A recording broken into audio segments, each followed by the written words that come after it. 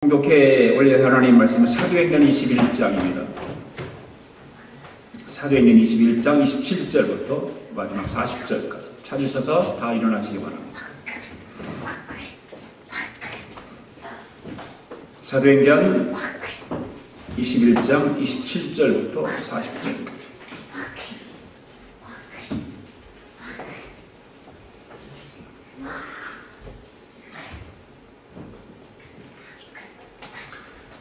(27절부터) 읽습니다. 시작.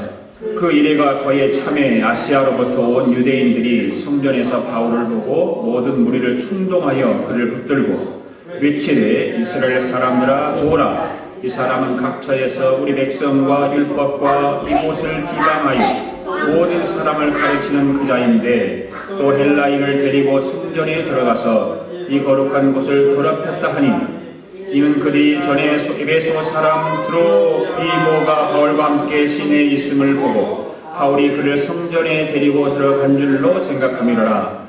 온 성이 소동하여 백성이 달려와 모여 바울을 잡아 성전 밖으로 끌고 나가니 문들이 곧 닫히더라. 그들이 그를 죽이려 할 때에 온 예루살렘이 노란하다는 소문이 군대 천부장에게 들리매 그가 급히 군인들과 백부장을 거느리고 달려 내려가니 그들이 천부장과 군인들을 보고 바울을 치기를 그치느니라. 이에 천부장이 가까이 가서 바울을 잡아 두옷의 사슬로 결박하라 명하고 그가 누구이며 그가 무슨 일을 하였느냐 물으니 우리 가운데서 어떤 이는 이런 말로 어떤 이는 저런 말로 소리치거늘 천부장이 소동으로 말미암아 진상을 알 수 없어 그를 영내로 데려가라 명하니라. 바울이 침대에 이를 때에 무리의 폭행으로 말미암아 군사들에게 들려가니 이는 백성의 무리가 그를 없이 하자고 외치며 따라가미로라. 바울을 데리고 영내로 들어가려 할 때 바울이 천부장에게 이르되 내가 당신에게 말할 수 있느냐? 이르되 네가 헬라 말을 하느냐? 그러면 네가 이전에 소요를 일으켜 자객 4,000명을 거느리고 광야로 가던 애굽인이 아니냐? 바울이 이르되 나는 유대인이라 소비 아닌 길리기아 다소 시민이니 정권대 백성에게 말하기를 허락하라 하니 천부장이 허락하거늘 바울이 침대 위에 서서 백성에게 손짓하여 매우 조용히 한 후에 히브리 말로 말하니라. 아멘. 같이 인사하면서 앉으시기 바랍니다. 함께 은혜 받기를 원합니다. 주의 사랑으로 사랑합니다. 할렐루야 할렐루야.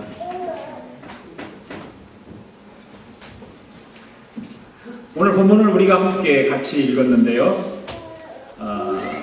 오늘 본 말씀을 보면 그냥 얼핏 읽어보면 어떤 하나의 사건처럼 이렇게 기록되어 있잖아요. 그렇지만 이 말씀을 깊이 앞뒤 전후를 잘 이렇게 문맥을 우리가 성경을 읽어보면 이 본문이야말로 예수 그리스도를 믿는 모든 사람들에게는 대단히 중요한 의미를 우리에게 시사해주고 있는 말씀이에요. 우리는 때때로 알 수 없는 고통을 당할 때가 있습니다. 그러면서 우리가 속으로 중얼거리든지 이렇게 말하죠. 왜 이런 고통을 당해야 하는가? 내가 왜 이렇게 억울하게 고생을 해야 하는가? 그렇게 말을 하면서도 왜 그러는지를 알 수가 없을 때가 참 많아요. 세상의 일들은 내가 납득하기보다는 납득하지 못하는 일이 너무나 많습니다. 그렇잖아요? 남의 일에 대해서는 잘 설명할 수가 있는데 내 일에 대해서는 잘 설명할 수가 없습니다. 왜 내가 이런 고통을 당해야 되는지 그것을 알지 못하겠다 그런 말입니다. 여러분들 인생을 살면서 남에게 비난을 받아본 적 있습니까? 다른 사람에게. 여러분의 삶을 살면서 다른 사람에게 그렇게 어떤 무시당하는 말을 들어보고 비난을 받아보고 또 손가락질을 당해본 적이 있냐 그 말입니다.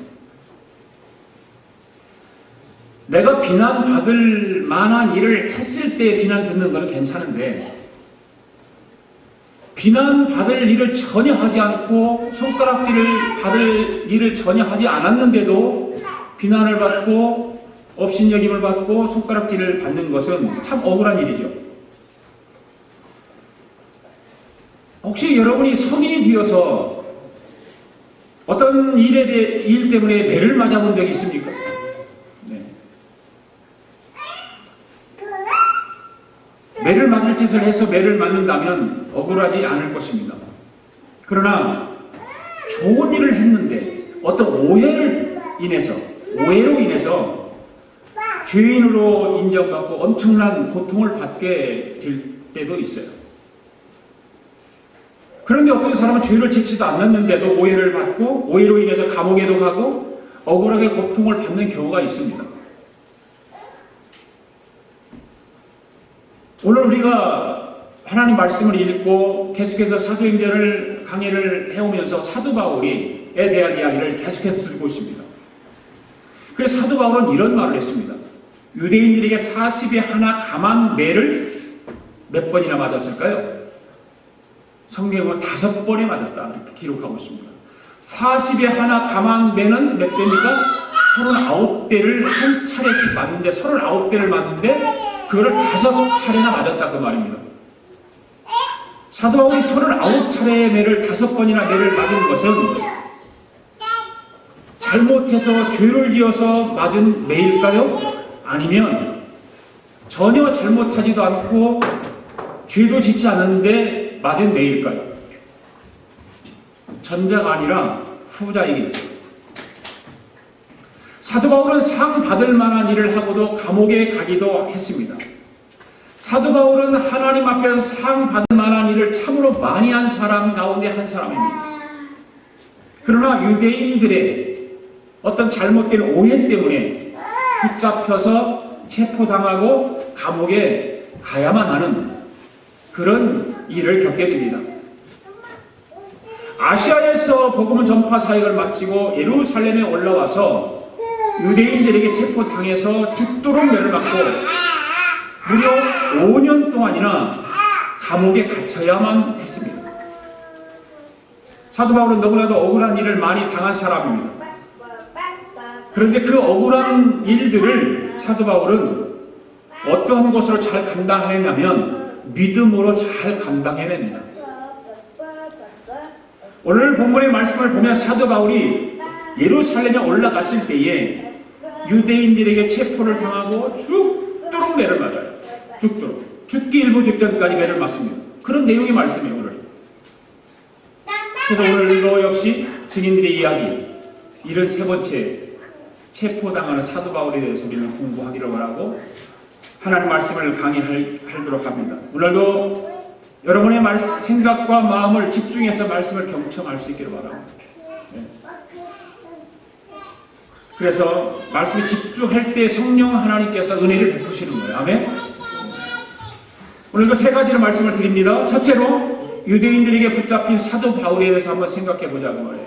자, 27절에서 28절 읽습니다. 시작. 그 이래가 거의 참에 아시아로부터 온 유대인들이 성전에서 바울을 보고 모든 무리를 충동하여 그를 붙들고 외치되 이스라엘 사람들아 도우라. 이 사람들은 각처에서 우리 백성과 율법과 이곳을 비방하여 모든 사람을 가르치는 그자인데 또 헬라인을 데리고 성전에 들어가서 이 거룩한 곳을 더럽혔다 하니. 아멘. 사도 바울은 유대인들을 예수님을 믿게 하기 위해서 돈을 들여서 지난주에 우리가 말씀을 드렸지 않습니까? 나시린의 서원의 모든 결례를 다 행했어요. 그것이 어떤 믿음으로 보면 잘못되었다라고 생각하지만 사도 바울이 그 야고보 목사님이 사도 바울에게 청하지 않습니까? 그런 결례를 행하라. 네 돈을 들여서 행하라. 그래 바울이 그 일을 행하고 결례가 다 끝나기까지 함께 있었고 도와주었습니다.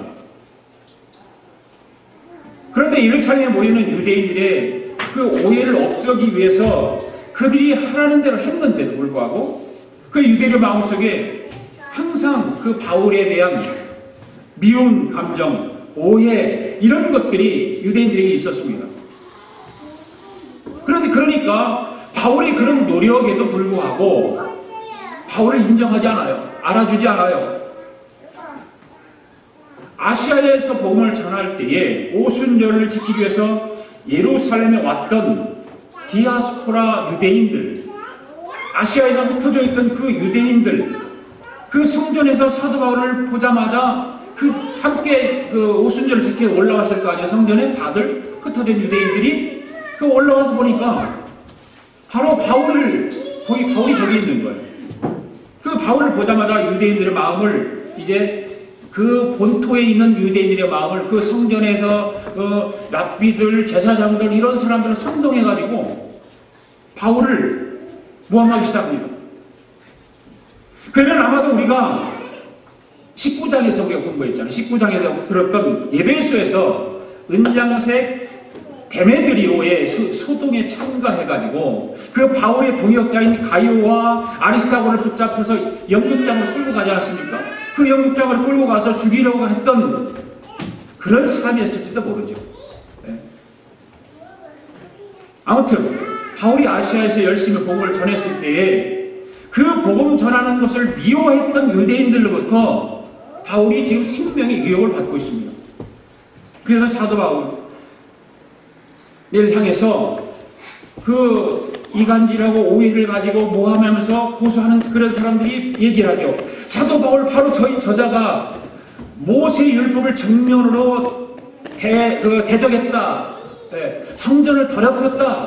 이렇게 고소를 하면서 그 지금 이야기를 하고 있는 것입니다. 마치 평생에 천천히 원수를 져서 원수를 지금 만난 것처럼 달려들어가지고 바울을 붙잡아서 체포를 합니다. 그리고 고발하는 거 아닙니까? 고발하고 있어요. 사람들을 각처에서 우리가 지키는 율법을 해방하고 우리들의 그 자존심 같은 그 성전, 거룩한 성전, 그 성전이라고 하는 것은 안뜰과 바깥들이 있잖아요. 안뜰과 바깥들이 있는데 안뜰에는 절대로 이방인이 들어갈 수가 없어요. 유대인들만 들어가게 되어 있어요. 그러니까 그 자존심이 대단한 거예요. 그 율법에 대한 자존심이 유대인들이 대단해요. 그래 바깥들에만 이방인들이 살짝 들어갈 수 있는데 와서 보니까 안뜰에 이방인들이 들어가 있는 걸 보게 되지 않습니까? 그게 성전을 더럽혔다는 거죠. 그 성전에는 지성수가 있고 그 다음에 성수가 있지 않습니까? 지성수에는 당시에 어떤 사람들이 들어갈 수 있었을까요? 지성수에는 대제사장만 들어갈 수 있습니다. 지성수에는. 그 다음에 성소는 제사장만 들어가는 거예요. 대제사장이 아니라 제사장들만 들어갑니다. 구분이 되어 있었죠. 그리고 이스라엘 남자만 들어갈 수 있는 안뜰이라고 해요. 안뜰. 그리고 그 밖에 이스라엘 여자들과 이방인들이 들어갈 수 있는 바깥들이 있어요. 그게 구분이 되어 있어요. 성전이 예루살렘 성전이 구분이 되어 있습니다. 그런데 이방인들이 안뜰로 들어가는 것은 어떤 일에 해당하냐면 안뜰로 들어가면 그냥 붙잡아다 사형시켜야 돼요. 그만큼 유대인들은 그 성전에 대한 거룩한 성전에 대한 자부심과 자긍심이 대단했던 거예요. 그런데 이 디아스포라 유대인들이 바울을 가지고 그래서 고소를 하는 거예요. 세 가지 고소를 하거든요. 백성을 회방했고, 그리고 율법을 회방했고, 성전을 회방했다는 거예요. 그 세 가지 죄목을 가지고 바울을 고소를 합니다. 그런데 사도 바울은 유대 백성들이 모독하거나 회방한 적이 없어요.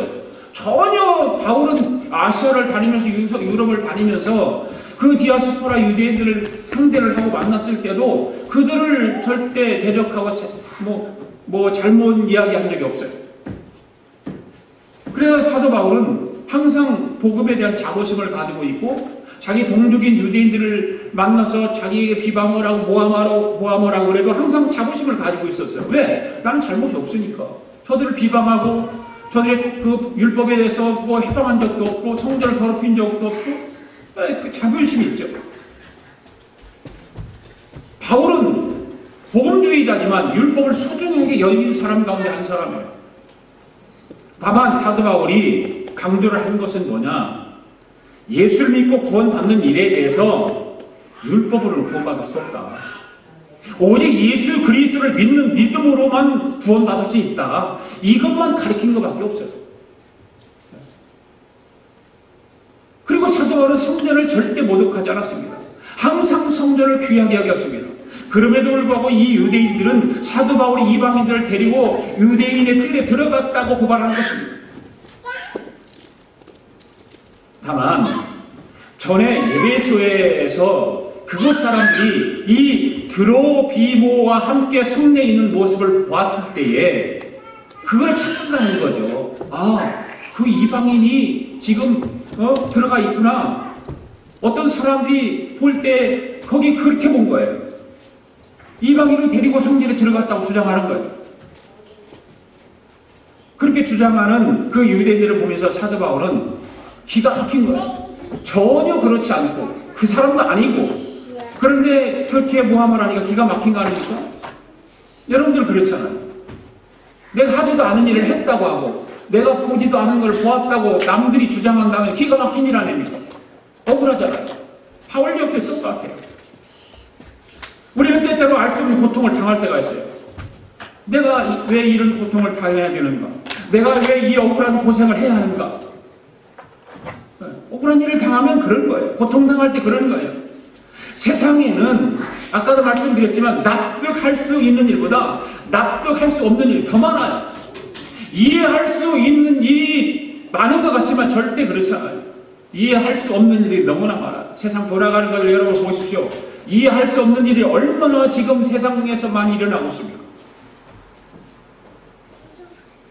흔히들 말합니다. 남의 일에 대해서는 잘 설명할 수가 있는데 내가 당한 일에 대해서는 설명할 재간이 없다. 왜 내가 이런 고통을 당해야 되는지 그것을 알지 못하겠다. 그런 말입니다. 사도 바울은 너무나 기가 막힌 거예요. 억울한 거예요. 사실이 아닌 것을 마치 사실처럼 유포하고 떠벌려서 졸지에 나쁜 사람이 되어버리고 만 것입니다. 이 사도 바울의 지금 예루살렘 성전에서 벌어지는 일들을 보면서 목회를 하다 보면 사도 바울과 같은 일들을 경험을 할 때가 있는 것을 기억합니다. 참 하지도 않는 말을 했다고 그러고 또 있지도 않은 말이 있다라고 하고 그 목사는 그렇게 당해요. 목회를 하다 보면. 근데 참 힘들고 어렵습니다. 그러면서 저는 한 가지 하나님 앞에 감사한 것은 뭐냐. 하나님 아직도 제가 목회하면서 배울 것이 있어서 가르쳐줘서 감사합니다. 인내하고 참고 견디는 것을 지금도 가르쳐주고 있다. 그렇게 생각을 하고 그냥 배워가는 거예요. 이것이 목회구나. 한 교회에서 담임 목사가 이미지가 손상되게 되면 하나님 나라 확장에 힘들어지는 거예요. 교회가 어려움을 겪게 되는 것입니다. 사도 바울은 아시아에서 디아스포라 유대인들 때문에 예루살렘에서 자기 이미지가 엉망이 되고 말았습니다. 그런데 사도 바울은 마음이 아픈 그것은 자신의 그 이미지가 사람들로 인해서 나쁘게 인식된 것 때문에 자기 지금 아픈 것이 아닌가, 괴로운 것이 아니라 하나님의 일에 대한 자기가 지금까지 예수 만나서 복음 전하고 그 복음 전하는 일을 아직도 남아있거든요. 유대인들에게 복음을 전해야 되고 로마에 가서 복음을 전해야 되고 이런 일들이 남아있기 때문에 그 일이 차질이 생길까 봐서 괴로운 거예요. 지금요. 다른 것에 괴로운 것이 아니라 모함을 당하고 업신여김을 당하고 자기를 고발하고 묶어서 감옥에 가두고 이런 것이 괴로운 것이 아니라 아직도 할 일이 남아있기 때문에 그 로마라고 하는 것은 이미 유럽에서 아시아를 통해서 복음을 전하면서 하나님께서 다 보여주셨고 성령을 통해서 보여주셨기 때문에 그 일이 남아있는 거예요. 또 사도 바울의 마음을 한 가지 아프게 하는 건 뭐냐. 아시아에서 온 디아스포라 유대인들의 왜곡된 말, 그 말을 들은 사람들이 그 말에 대해서 진실인가 잘못된 것인가를 따져보지 않고 그냥 그 사람들의 말만 듣고 그냥 결박하고 성전 밖으로 끌고 간 것입니다. 사도 바울은 예수님 때문에 참 어려움을 많이 겪었습니다. 바울이 예수님 때문에 많은 어려움을 겪는 모습을 보면서 저는 나를 돌아봤어요. 나를 돌아보면서 나는 예수님 때문에 무슨 어려움을 겪었는가? 예수님 때문에 힘들게 고생한 적이 있는가? 예수님 때문에 예수님을 위해서 얼마나 많은 헌신을 하고 예수님 때문에 희생을 얼마나 많이 했는가? 나를 돌아보게 되더라고요. 그게 별로 없어요. 사도 바울과 비교하면 정말 아무것도 아니다. 목사라고 하는 감투만 목사들만 가지고 있지 예수님 때문에 정말 고생한 것이 별로 없고 예수님을 위해서 헌신하는 것이 별로 없고 예수님을 위해서 희생한 것이 별로 없더라. 그렇게 생각이 들더라고요. 여러분들은 어떻습니까? 예수님 때문에 고생을 해본 적 있습니까? 예수님 때문에 여러분들 무슨 헌신을 얼마만큼 해본 적이 있습니까? 여러분이 예수님 때문에 얼마만큼 희생하고 신앙생활하고 있습니까?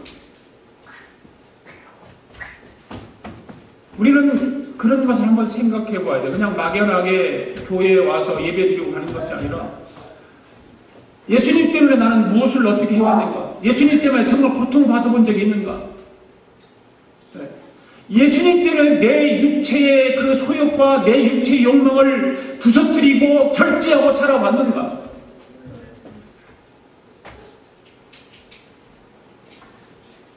한번 생각해 보아야 되지 않을까요?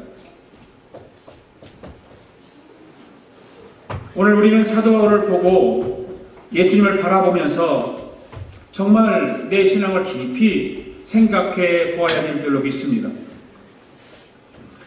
두 번째, 죽음의 위기를 모면한 바울에 대해서 한번 생각해 보겠습니다. 31절부터 32절 읽겠습니다. 시작.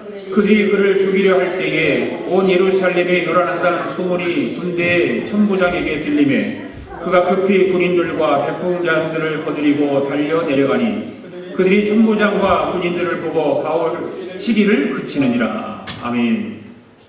바울이 에베소 사람 그 드로비보와 함께 성내에 있었던 것을 사람들이 보고 바울이 저를 데리고 성전에 들어간 것으로 추측을 하죠. 그리고 선동을 하기 시작합니다. 정확한 사실에 근거하지 않았는데도 그 선동에 넘어간 군중들은 바울을 즉시로 잡아다가 성전 밖으로 끌고 나갑니다. 그 소식이 누구에게 들려집니까? 천부장에게 들려지는 거죠. 요란하니까 지금 바울을 잡아다가 지금 체포해가지고 성전 밖으로 끌고 가니까 시끄러워요. 그게 천부장에게 들립니다. 그 천부장은 군사들과 백부장을 거느리고 바울을 치고 있는 그 현장으로 갑니다. 그 천부장은 로마 군대의 군인으로서 예루살렘 성 안에서 질서를 유지하기 위해서 파견된 로마 군대 장관이죠. 천부장이 군사들과 백부장을 거느리고 내려갔을 때 그 소란을 피우던 그 유대인들이 사도 바울을 막 치고 때리고 지금 그러는 것을 딱 스탑해버려 그쳐버렸어요. 멈췄습니다. 아마 그들이 나타나지 않았으면 사도 바울은 거기서 맞아 죽었을 것입니다. 천부장이 조금이라도 늦게 왔더라면 엄청난 매도 더 많이 맞았을 것이고 세상을 마지막으로 거기서 끝냈을지도 모릅니다. 그런데 천부장이 그곳으로 내려가는 것은 자기의 책임을 다하기 위해서 내려갔을 것입니다. 그렇죠? 그렇지만 우리가 오늘 믿음의 눈으로 영적인 눈을 가지고 생각해 본다면 하나님께서 그 천부장을 그리로 보냈을 것이다. 저는 그렇게 생각을 합니다.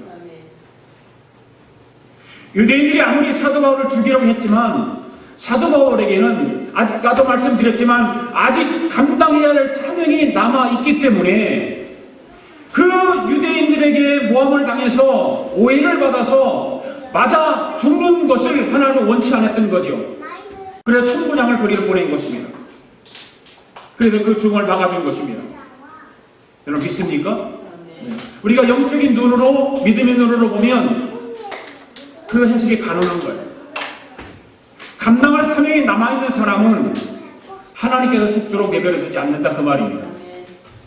오늘 저와 여러분이 죽지 않고 살아있다고 하는 것 바로 그것은 아직도 사명이 남아있다 그 말입니다. 내가 건강해서 내 생명이 연장되어 있는 것이 아닙니다. 여러분들은 내가 보양 먹고 여러분들이 건강하게 운동하고 그래서 생명이 연장된 줄 알지만 아닙니다. 여러분들이 생명이 죽지 않고 남아있는 것은 하나님께서 보실 때 여러분의 사명이 아직 남아있기 때문에 생명을 보존하고 있는 거예요. 33절 34절도 읽습니다. 시작. 이에 천부장이 가까이 가서 바울을 잡아 두 쇠사슬을 결박하라 명하고 그가 누구이고 그가 무슨 일을 하였느냐 물으니 우리 가운데서 어떤 이는 이런 말로 어떤 이는 저런 말로 소리치거늘 천부장이 소동으로 말미암아 진상을 알 수 없어 그를 영내로 데려가라 명하니라. 아멘. 천부장이 지금 그 현장에 나타나서 왔습니다. 유대인들에게 사도 바울이 무슨 짓을 했기에 이런 짓을 하느냐 묻습니다. 그렇게 물으니까 그 사유를 제대로 말하지 못하는 거예요. 어떤 사람은 이렇게 말하고 어떤 사람은 저렇게 말하고 하면서 그냥 소리만 지르는 거예요. 이것을 보면 예수님이 십자가에 체포되어서 빌라도 법정에서 신문을 받을 때 유대인들이 뭐라고 그랬습니까? 그를 십자가에 못 박으라. 죄도 묻지도 않고 그냥 무조건 하고 유대인들은 십자가에 못 박으라 십자가로 소리를 지릅니다. 그 모습과 똑같은 거예요. 사람들은 바울을 향해서 그냥 무조건 하고 소리만 지르는 거예요. 이유를 말하지 않아요. 이런 말하고 저런 말하고 엉뚱한 말을 하고 정확한 말을 하지 않습니다.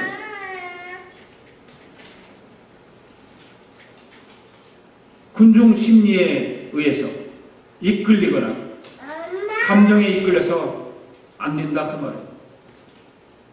좋은 일을 할 때도 그렇게 해서 안 되지만 더군다나 나쁜 일을 할 때는 더더욱 그래서는 안 됩니다. 우리 믿는 사람들은 이런 군중 심리에 의해서 우리가 행동을 하면 안 됩니다.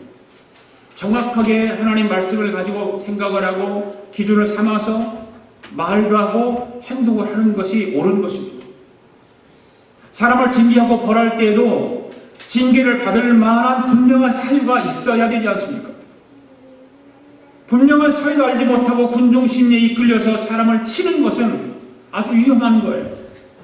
지금 사도 바울이 그런 지금 현장에 있는 거예요. 더더군다나 사도 바울은 하나님의 부르심을 받고 하나님의 일을 감당하는 하나님의 사람입니다. 그러한 사람을 치는 것은 바로 하나님의 일을 회방하는 죄가 될 뿐만 아니라 하나님의 일을 대적하는 죄가 되기도 하는 것입니다. 35절 36절도 읽어볼까요? 시작. 바울이 침대에 이를 때에 무리의 폭행으로 말미암아 군사들에게 들려가니 이는 백성의 무리가 그를 없이 하자고 외치며 따라가미로라. 아멘. 사도 바울이 유대인들에게 얼마나 많은 매를 맞았는지 스스로 걸을 수가 없는 거예요. 이제 매를 너무너무 많이 맞아서 그래서 군사들에 의해서 들것에 들려서 지금 옮겨보고 있는 거예요. 걸을 수가 없으니까. 그렇게 매를 맞아서 걸을 수가 없어서 들려서 옮겨가는 바울을 향해서 이 유대인들은 그를 죽여야 되는데 죽이지 못한 것이 한이 되어서 바울을 없애야 된다라고 소리 지르는 거예요. 바로 유대인들이 예수님을 향해서 그렇게 소리 질렀듯이 바울을 향해서 여전히 소리 지르고 있습니다.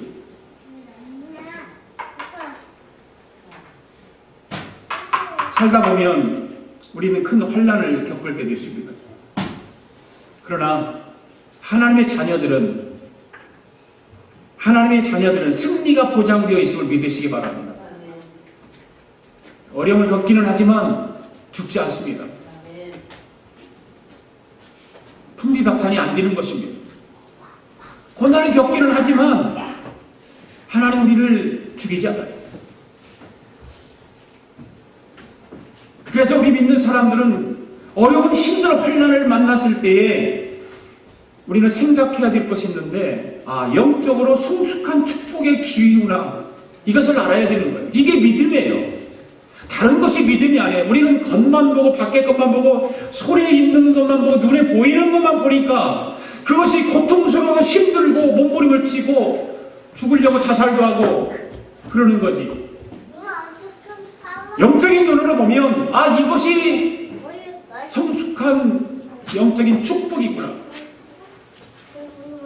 그러면서 나에게 부여해 주신 사명의 길이 바르게 걸어갈 때, 또 그것에서 이탈하지 않고 후퇴하지 않게 되기를 위해서 기도해야 되는 거예요. 우리는 조금만 기분 나쁜 일이 생기면 신앙을 자꾸 후퇴하려고 생각해요. 기도하는 것도 등하시하고 예배하는 것도 등하시하고. 정말 믿음의 사람은 그렇지 않은 거예요. 내가 힘들어도 고통당하도 부부지간에 좀 싸워도 내 신앙은 내가 지키는 거지, 내 남편이 지켜주고 내 부인이 지켜주는 거 아니거든요.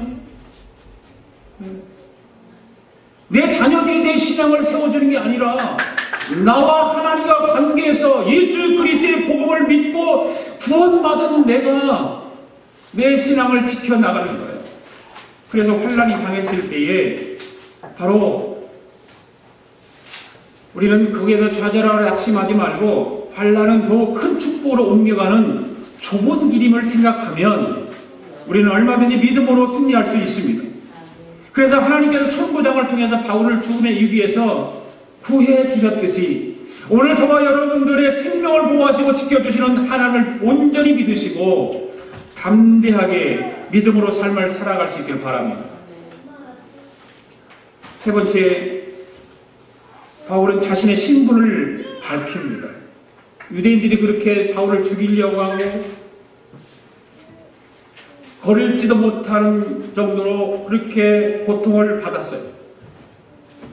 그의 천부장이 이제 그를 좀 알아보기 위해서 영문으로 데려 들어갑니다. 그래서 거기서 이제 밝히는 것입니다. 37절 38절 읽습니다. 시작. 바울을 데리고 영내로 들어가려 할 그때에 바울이 천부장에게 이르되 내가 당신에게 말할 수 있느냐? 이르되 네가 헬라 말을 하느냐? 그러면 네가 이전에 소유를 일으켜 자객 4,000명을 거느리고 광야로 가던 애굽인이 아니냐?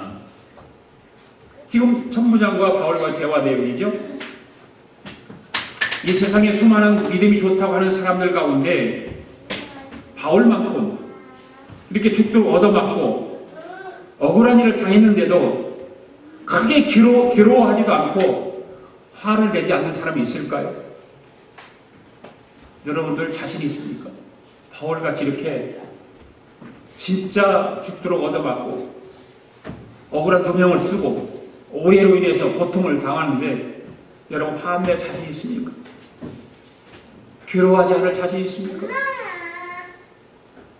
누구든지 육체적으로 얻어맞으면 고통스럽고 마음이 억울한 일을 당하면 화도 나고 괴로운 것입니다. 그렇죠?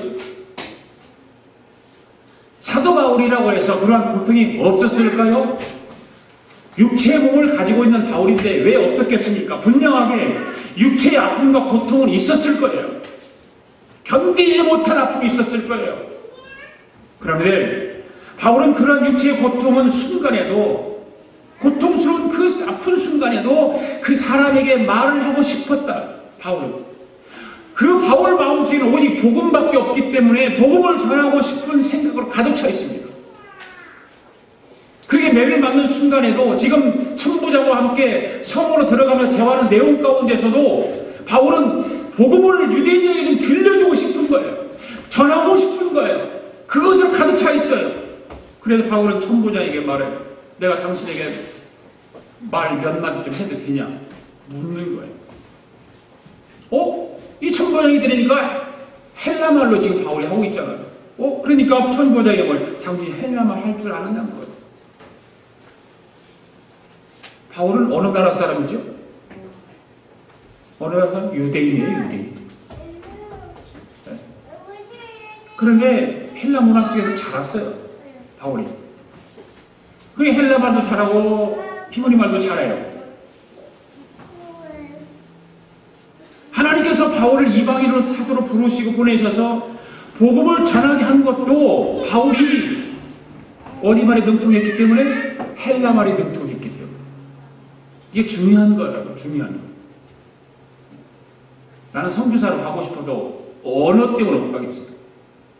가서 언어 공부하려면 2, 3년 또 고생해야 되고, 지금 나이에 또 그래서 그 언어를 배운다고 완전히 할 수도 없는 거고, 언어.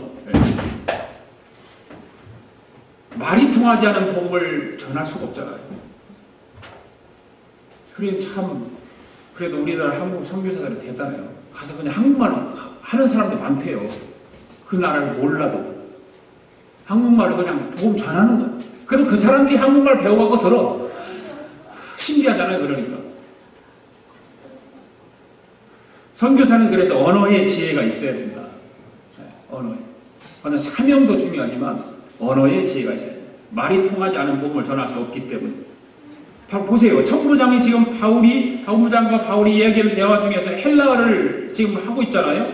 그게 천부장이 바울이 헬라 말을 하는 것을 보고 뭔 말을 합니까? 생각해보니까 전에 난을 일으켰던 사람이 하나 있었어요. 그 난을 일으켰던 사람 가운데 그 4,000명의 자객을 이끌고 광야로 도망간 사람을 기억해내는 거예요. 애고로 도망간 사람이 있었는데 그 사람을 기억해내면서 천부장이 당신이 그 사람 아니야? 묻는 거잖아요. 그때 바울이 뭐예요? 자신을 소개하는 겁니다. 네. 나는 길리기아 다소 출신의 유대인이다. 그렇게 신분을 밝히는 거죠. 그러면서 나는 유대인 중에 유대인이다. 길리기아 다소 사람, 작은 도시가 아니라 큰 도시, 거기에 나는 태어난 사람이다. 그러면서 말하기를 내가 이 백성들에게 말할 기회 좀 달라. 그에게 말할 기회가 뭡니까? 바울에게는 있어서 복음 전하는 거예요. 바울은요. 말할 기회를 달라는 건 자기 억울함을 호소하기 위해서 말할 기회를 달라는 것이 아니에요.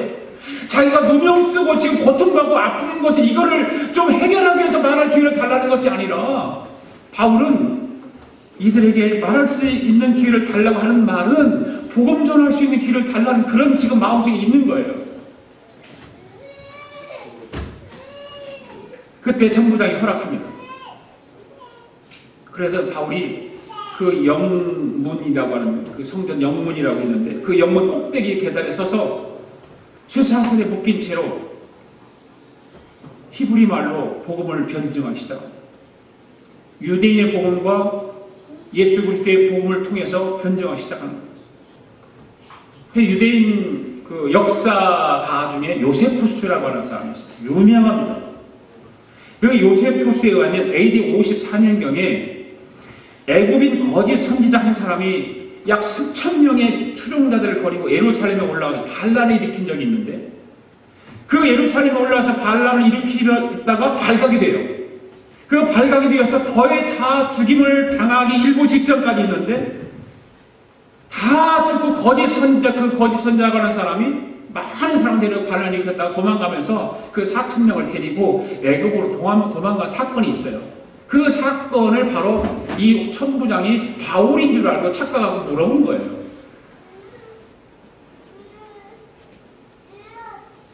자, 39절 40절 또 읽어보겠습니다. 자, 시작. 바울이 이르되 나는 유대인이라 수업이 아닌 길리기아 다소 시의 시민이니 청컨대 백성에게 말하기를 허락하라. 아니 천부장이 허락하거늘 바울이 층대 위에 서서 백성에게 손짓하여 매우 조용히 한 후에 히브리 말로 말합니다. 지금 그 내용이에요. 자기를 소개하고 천부장이 허락하고 이거 말할 기회를 얻어서 지금 성문에 올라가서 히브리 말로 말하는 거예요. 그러면서 자기 신분을 밝히는 거 아니에요. 나는 유대인이고 작은 시골 마을이 아닌 길리기아 지방의 다소의 성에 있는 그 시민 가운데 한 사람이다. 이야기합니다. 사도 바울이 자기를 소개하면서 길리기아 다소 사람이라고 말하는 것은 결코 나는 당신들에게 이렇게 모질게 매를 받고 또 당신들이 오해하고 당신을 무시하고 그런 무시당할 사람이 아니라는 거예요. 그런 걸 좀 밝히고 싶은 거예요. 너무나 고통스러우니까. 사도 바울이 이렇게 말하고 있는 이유가 분명했다는 거죠. 무시당하지 않기 위해서 함도 있지만 더욱더 분명한 것은 아까도 말씀드렸듯이 이 유대인들에게 바로 예수 그리스도의 복음을 전하고 싶은 거예요. 이들이 잘못 가지고 있는 그 율법에 매여서 살아가고 있는 그 유대인들에게 자기가 예수님을 만나서 예수님으로부터 변화된 삶, 예수님의 그 복음에 대해서 이들에게 분명하게 밝히고 싶은 거예요. 어떻게 하든지 거기에 모인 유대인들에게 복음을 전하고 싶은 그 뜨거운 욕망이 가득했습니다. 바울에게. 그래서 온몸이 유혈이 낭자하고 만신창이가 되었지만 그 영문으로 끌려 들어가기 전에 좀 복음을 전하고 싶은 것입니다. 영문으로 끌려 들어가면 체포당해서 이제 로마로 가야 되는 거예요. 결국은 로마로 가요. 이제 체포당해서 로마로 가는데 그 시간 동안에 거기에 있는 유대인들에게 복음을 전하고 싶은 거예요.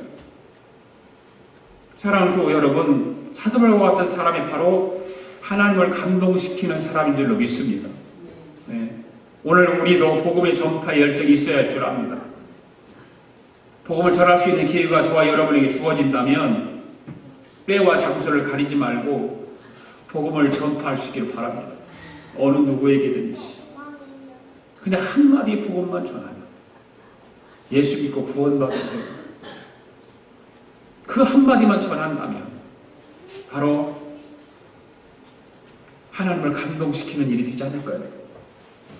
오늘 우리도 너무 좋은 세상에서 살아가고 있는데 바울과 같은 그런 고통을 겪고 그런 누명을 써가면서 오해를 당하면서 살아간다면 아마 여러분 괴로워서 미쳐 죽는다고 고함치고 난리거려.